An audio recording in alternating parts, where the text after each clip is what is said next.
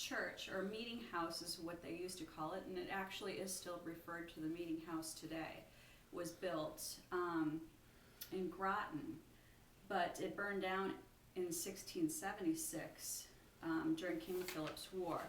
This is relatively common because they didn't have a lot of different ways to fight fires back then. So if lightning struck or if a candle got tipped over during a meeting, there was no way to put it out quickly. In 1678, returning settlers. Ugh. Are you Don't going you to have? edit this stuff? Yeah, just put it here.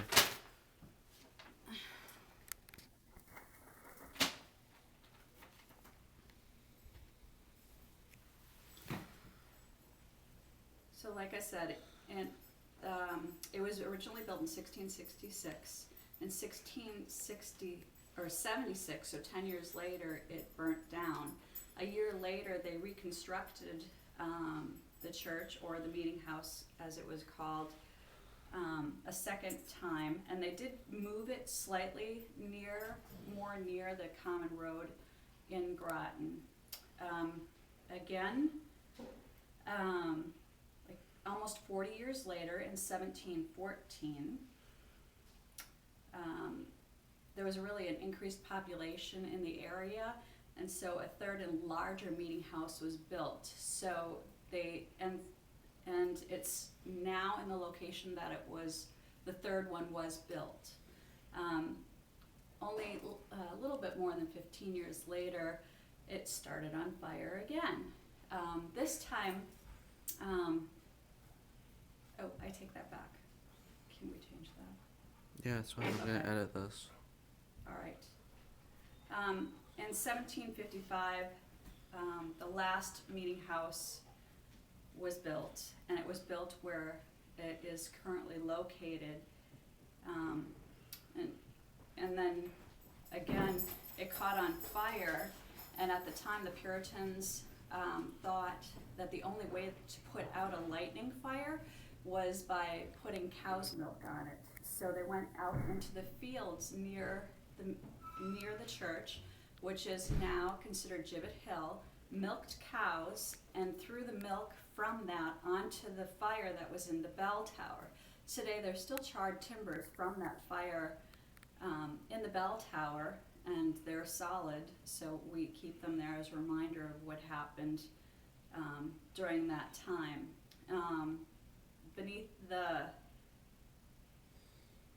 And that was in 1795.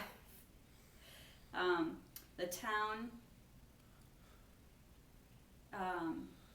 later on in 1819 decided to purchase a new bell for the tower too, and it weighs almost 1,200 pounds, and it's still, you can still see it today in the bell tower. It's a Revere and Sons bell, and it was commissioned to Paul Revere for the town of Groton to put in there.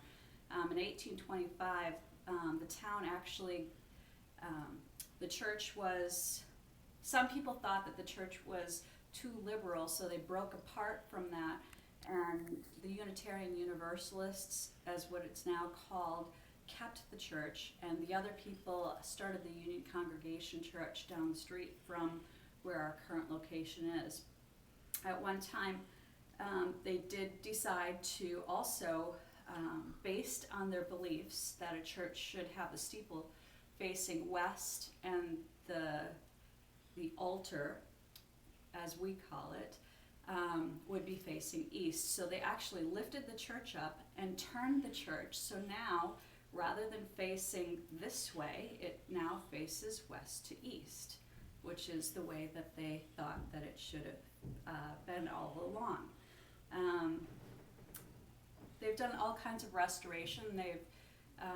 It used to be a one-story building or one-floor building with, on the east side, the town would have meetings in it. That's where they decided during the Boston Tea Party whether we should get involved in the war against England. And so they close off. There's actually doors that come out. The meeting for the town would take place on the east side, and all church activity would take place on the west side. We raised a second floor, now there's a sanctuary, and below it's called the vestry, and that's the area that used to be the full-on church. And they've added an organ that they purchased from a church in England. And today we're doing restorations on the bell tower, and which are almost complete, and it also has a clock tower attached to it also. You're more than welcome to come and